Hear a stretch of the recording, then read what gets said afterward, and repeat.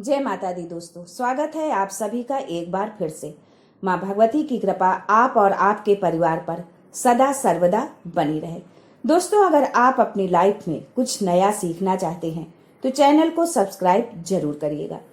दोस्तों, हिंदू कैलेंडर में सावन का महीना भगवान शिव को समर्पित माना जाता है और यही वजह है कि भगवान शिव ही इस महीने के अधिष्ठाता देव हैं।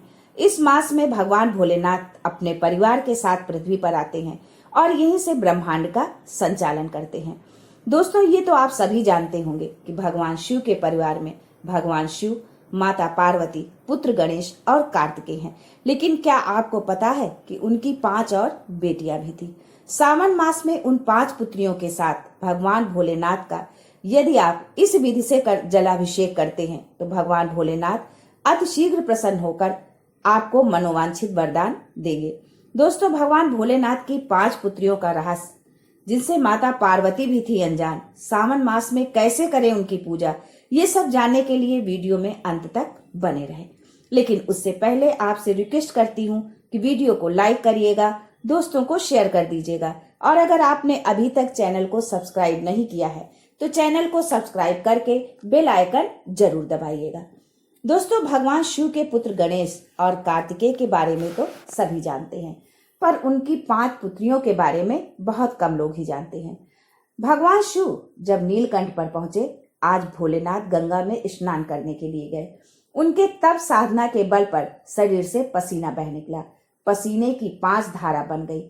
भगवान शंकर की उन पसीने की 5 धाराओं में से भगवान शंकर की 5 पुत्रियों ने जन्म लिया, जिनके नाम थे जया, विषहरा, शामिल बारी, दोतली और देव। ये शंकर जी की 5 बेटियां जो गंगा जी के जल में प्रकट हुई थी। शिव जी की ये 5 पुत्रियां शिव जी के साथ ही रहती हैं, पर कहां, आगे की कथा में जानते हैं।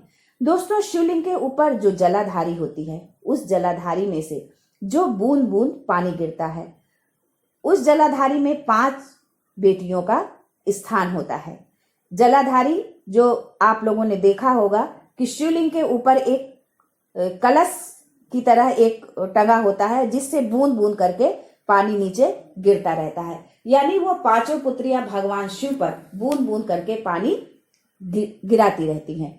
भोलेनाथ उन 5 पुत्रियों को गणेश, कार्तिकेय की तरह प्रेम करते थे और उनके साथ समय भी बिताना चाहते थे और अपनी 5 पुत्रियों के साथ समय बिताने के लिए वो हर दिन गंगा जी के तट पर पहुंच जाते।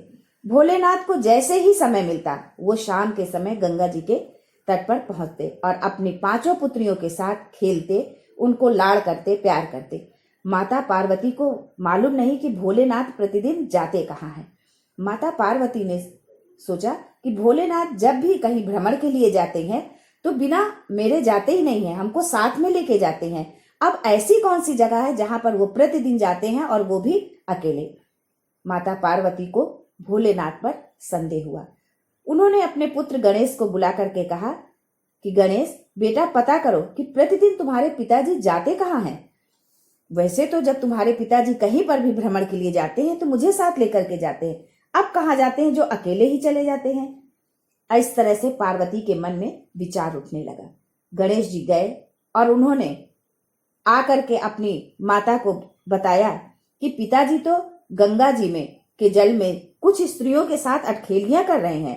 गणेश जी के ये शब्द सुनकर जगत जननी माता पार्वती क्रोधित हो गई। क्रोध में लाल माता पार्वती जी सीधे गंगा तट पर पहुंच गई और जब देखा कि भगवान भोलेनाथ 5 कन्याओं के साथ जल क्रीड़ा कर रहे हैं, माता पार्वती ने क्रोध में जैसे ही भोलेनाथ को आवाज दी, वैसे ही भोलेनाथ जल क्रीड़ा करते हुए खड़े हो गए और बोले, क्या बात है पार्वती, इतना क्रोध क्यों?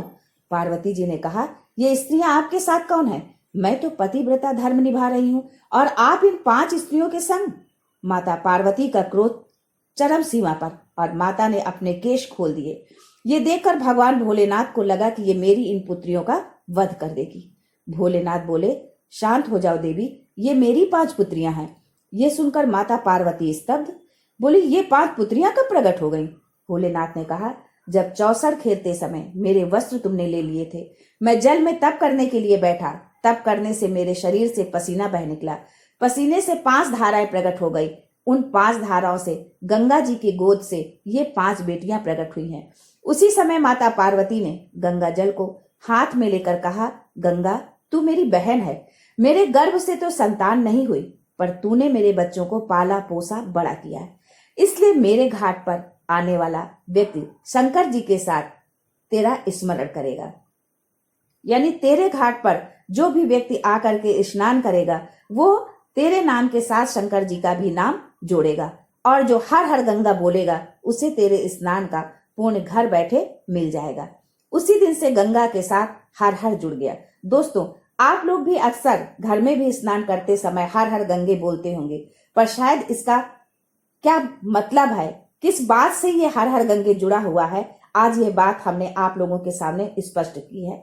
दोस्तों, अधिक मास की पंचमी तिथि को यदि आप गन्ने का रस तुलसी जी के क्यारे में 7 बार अपना नाम और गोत्र बोलकर छोड़ दो, जिंदगी में 3 साल में करोड़पति आप बन जाओगे, और अगले अधिक मास का फिर इंतजार रहेगा। और इस साल ये जो अधिक मास आया है इस पर आप ये उपाय कर सकते हैं। शिव महापुराण में वर्णित है कि माता पार्वती के सम्मुख में 5 कन्याओं को देखकर गंगा जी के सम्मुख में जब बात प्रेषित करी, तब माता पार्वती ने कहा कि ये मेरी 5 बेटियां हैं। माता पार्वती ने 5 बेटियों को गले से लगा लिया।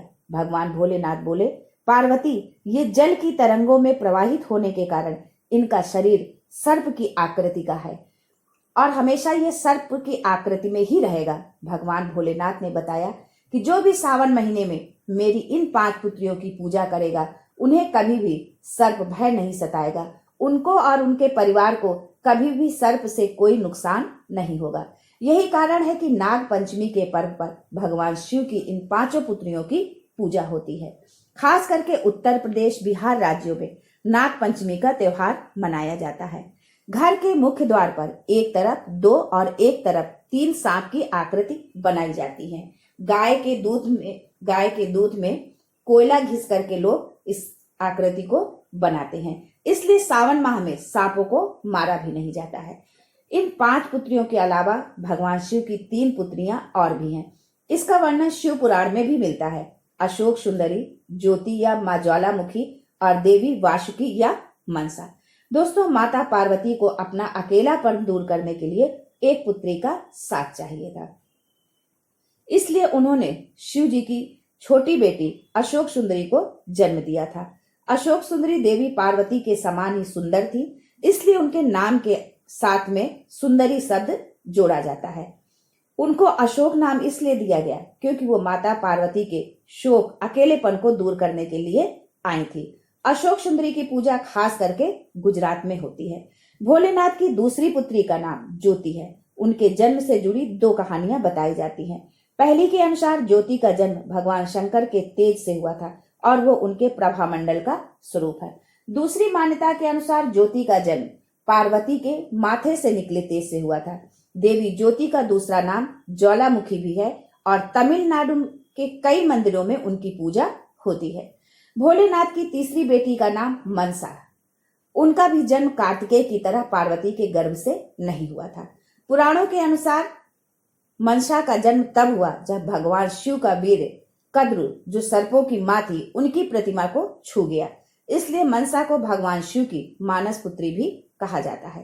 पौराणिक धार्मिक ग्रंथों के अनुसार मनसा का जन्म कश्यप ऋषि के मस्तक से हुआ था।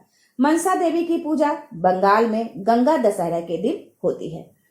जिस व्यक्ति को सर्प बहुत दिखता हो, स्वप्न बहुत आते हो, नाग दिखते हो, मुर्दा दिखता हो या सफेद कपड़े में लिपटा कोई दिखता हो, श्वेत केस वाला कोई व्यक्ति दिखता हो या रात्रि में सोते सोते नींद उच्चिष्ट हो जाती है यानी कि खुल जाती है, तो भगवान शंकर की इन 5 पुत्रियों का नाम स्मरण कर हाथ में जल लेकर पीकर सो जाइए। स्वप्न नहीं आएगा, नींद भरपूर आएगी और यदि आप नींद की गोली खाते हैं तो वो गोली भी आपकी छूट जाएगी। भगवान शिव ने इन नाग पुत्रियों को वरदान दिया था कि जो भी व्यक्ति मेरी इन 5 पुत्रियों के साथ मेरी पूजा करेगा उसके परिवार को कभी सर्पदंश का भय नहीं रहेगा। साथ ही इन नाग देवियों की कृपा से कभी भी धन धान्य की कमी नहीं होगी। सावन महीने की शुक्ल पक्ष की पंचमी के दिन जो इन नाग कन्याओं की पूजा करेगा उसे मेरी कृपा अतिशीघ्र प्राप्त होगी। दोस्तों अब आगे जानते हैं कि भगवान भोलेनाथ की कृपा पाने के लिए उनकी 5 पुत्रियों की पूजा किस प्रकार करें। हर पिता को अपनी पुत्री अति प्रिय होती है, फिर चाहे वो मनुष्य हो या देवता। भगवान शिव को भी अपनी पुत्रियां बहुत प्रिय थी और वो भगवान शिव को की जलहरी में निवास करती हैं। जब आप शिवलिंग की पूजा अर्चना करते हैं तो उसके साथ उनके पूरे परिवार की पूजा अर्चना होती है, क्योंकि शिवलिंग में ही पूरा परिवार होता है। वो कैसे, आगे जानते हैं। गोल जलाधारी जो है वो है माता पार्वती का हस्तकमल, जहां पर भगवान शिवलिंग विराजमान होता है। बीच में जो शिवलिंग है वो स्वयं साक्षात शंकर जी हैं। जहां से पानी गिरता है उसके दाहिने भाग में गणेश जी का स्थान है और बाएं भाग में 6 कार्तिकेय खडानन कार्तिकेय का स्थान है।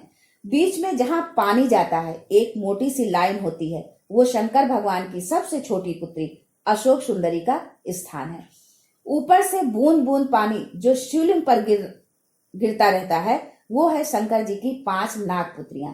इस तरह भगवान शिव के 13 संतान हैं। शिवलिंग के ऊपर जो जल का पात्र होता है उसमें आप गंगा जल, गाय का कच्चा दूध, सफेद पुष्प, अक्षत और कुछ मीठा मिश्री आदि डालकर जल अर्पित करते हैं तो ये 5 शिव पुत्रियां प्रसन्न होती हैं। पुत्रियों के प्रसन्न होने से भोलेनाथ अतिशीघ्र प्रसन्न होते हैं और आपकी सभी मनोकामना शीघ्र पूर्ण करते हैं। इसलिए शिव जी पर जल अर्पित करें, उनकी पूजा अर्चना करें, पर साथ ही उनकी 5 पुत्रियों को ना भूलें। यदि आप ऐसा करते हैं तो विषम से विषम परिस्थिति से आप बाहर आ जाएंगे, धन धान्य के भंडार भर जाएंगे। यदि आप संतान चाहते हैं तो आपको एक अद्भुत संतान की प्राप्ति होगी, जीवन खुशहाल हो जाएगा। दोस्तों यदि आप सावन माह में इस प्रकार पूजा करते हैं भगवान शिव की तो आप अपने जीवन के प्रत्येक क्षेत्र में सफल होंगे। आज के लिए बस इतना ही। मिलते हैं अगले वीडियो में, तब तक के लिए हर हर महादेव।